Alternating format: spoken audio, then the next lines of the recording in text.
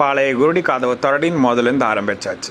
4-5 நாளாக மழை நொசன்னு பேஞ்சு இன்னும் மழை விட்டபாடு இல்லை. வெளியே போக முடியல. குண்டும் குழியுமா மரம் மட்டையமா தண்ணிக்குள்ளே சிக்கி சீரழிஞ்சு அவன் மொழி பீதுங்கி இன்னும் மாட்டிக்கிட்டு சுற்றிட்டு இருக்காங்க.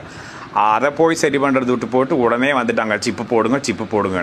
அதுவும் சொன்ன மாதிரி சிப்பு போடுற போடுறதுல எல்லாம் ப்ரீட் டாக்ஸோட பிக்சர் ரொம்ப அழகாக க்யூட்டாக அதை பார்த்து மக்களுக்கு அது மேலே ஒரு முகத்தை வந்து திருப்பி ப்ரீட் டாக்ஸை காசு கொடுத்து வாங்கி அதை சார்ந்து வர கார்பரேட் இண்டஸ்ட்ரியை வளர்த்து விடுறதுல உங்களுக்கு என்ன அப்படி ஒரு அலாதியோ. இதே வந்து ஒரு ரேபீஸ் கேஸுன்னு போட்டால் உடனே நாட்டு நாயோட பிக்சரை ரொம்ப கொடூரமாக போட்டு நாட்டு நாய்ங்க மேலே மக்களுக்கு வந்து ஒரு வெறுப்பை உண்டாக்கி நாட்டு நாய் இனத்தையே அழிக்கிற அளவுக்கு கொண்டு வந்து விடுறதுல அதில் என்ன அப்படி ஒரு லாபமோ அதில் ஒரு அலாதியோ உங்களுக்கு தெரியாது. ஆனால் ப்ரீட் டாக்ஸை வச்சு ப்ரீடிங் பண்ணி அதை நாயை விற்று பிஸ்னஸ் பண்ணுறவங்களுக்கு எந்த ரூல்ஸ் அண்ட் ரெகுலேஷன்ஸ் கிடையாது.